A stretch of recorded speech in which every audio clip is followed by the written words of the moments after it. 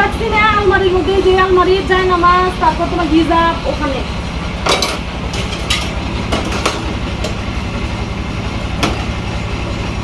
বিসমিল্লাহির রহমানির রহিম। আসসালামু আলাইকুম আমার প্রিয় ভিউয়ার্সরা, কেমন আছো? আশা করি খুবই ভালো আছো। আল্লাহর অশেষ মেহেরবানিতে আমিও খুব ভালো আছি। চলে আসলাম মিষ্টি সুন্দর একটা ভিডিও নিয়ে। আশা করছি পুরোটা দেখো, অবশ্যই ভালো লাগবে, আর কেউ স্কিপ করে দেখো না। তো সকালবেলার কাজ তো শুরু হয়ে গেছে। সকালবেলারই কাজ এটা। সকালবেলা ঘুম থেকে উঠেই তো আগে আমাদেরকে কাজ করতে হয়, কাজ নিয়েই শুরু করতে হয়। বসে থাকার কোনো উপায় নাই, যেটা আসলে ছেলেরা করে, যে ঘুম থেকে উঠে রেডি রেডি খাবার পাবে, সব কিছু মানে একদম রেডি, এরকম তো আর আমাদের মতো মেয়েদের হয় না।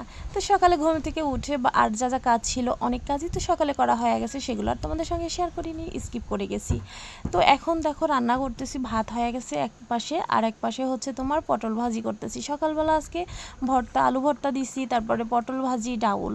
তো সকালবেলা ভর্তা ভাজি আর ডাউল হলে না, ওরা খেতে খুবই পছন্দ করে। আমার মেয়েরাও, মেয়ের বাবাও ভীষণ পছন্দ করে। বেশিরভাগ সময়টা ভাত রান্না করলে ভর্তা, ডাউল, ভাজি এগুলোই করি। আর যদি রুটি করি তাহলে তো তোমার রুটি করতে হবে, রুটির সঙ্গে ভাজি করতে হবে, সেটা আলাদা জিনিস। তারপরে খিচুড়ি করলে একটু ডিম ভাজি করি, বা মুরগি টুরগি থাকলে একটু রান্না করি বা ভাজি করে দিই, সেটাও আলাদা জিনিস। কিন্তু ভাত করলেই কখনো মাছের তরকারি বা অন্য তরকারি দিয়ে ওরা কেউ ভাত খায় না।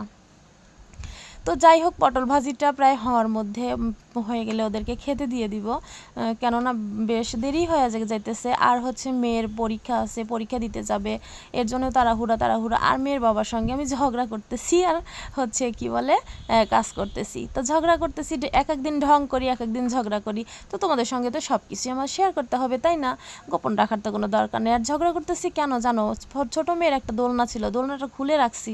তো সেটা খুলে রাখার পরে তো প্যাকেটেরও তুলে রাখতে হবে। ওই যে ওখানে যে আছে সাইকেলের কাছে, ওই যে পড়ে আছে, তো আছে সেই রোজার মধ্যে থেকে ওখানে পড়ে আছে। ওরে এতই বলতেছি যে প্লাস নিয়ে এসে ওইটা খুলে দাও, ও খুলে দেওয়ার সময় পাইতেছে না, তার জন্যে বকাঝকা করতেছি। তো দেখো, যেটার কথা তোমাদের বললাম, ঠিক এই যে এইটার কথাই তোমাদের বললাম, যেটা খুলে দেওয়ার জন্য ওরকম চিল্লাপাল্লা করতেছি। তো যাই হোক, ওটা এখন খুলে ফেলবে। একবার খুলতে নিচ্ছিল কিন্তু পুরোটা পারে নাই, আর একটু বাকি আছে, ওটুকু খুলে রেখে দিবে। আর আমার কাজ সব কিছু শেষ। এখন এখানে পরিষ্কার করে ধুয়ে সবাইকে খেতে দিব, মেয়েকে স্কুলে পাঠাইয়া দিয়ে তারপরে আবার দুপুরে রান্না শুরু করব। তো আজকে শুধু রান্নার পাটটাই মানে ভিডিও করলাম, এরপরে আর কোনো কাজ কোনো কিছু ভিডিও করি নাই। এটাই হচ্ছে কথা। আর ভিডিও করি নাই তার কারণ তোমরা বুঝতেই পারতেছো, আমার স্ট্যান্ড এখনও কেনা, তোমরা তো জানো না, বুঝতে পারবে কি করে, স্ট্যান্ডটা না এখনও কেনা হয় নাই।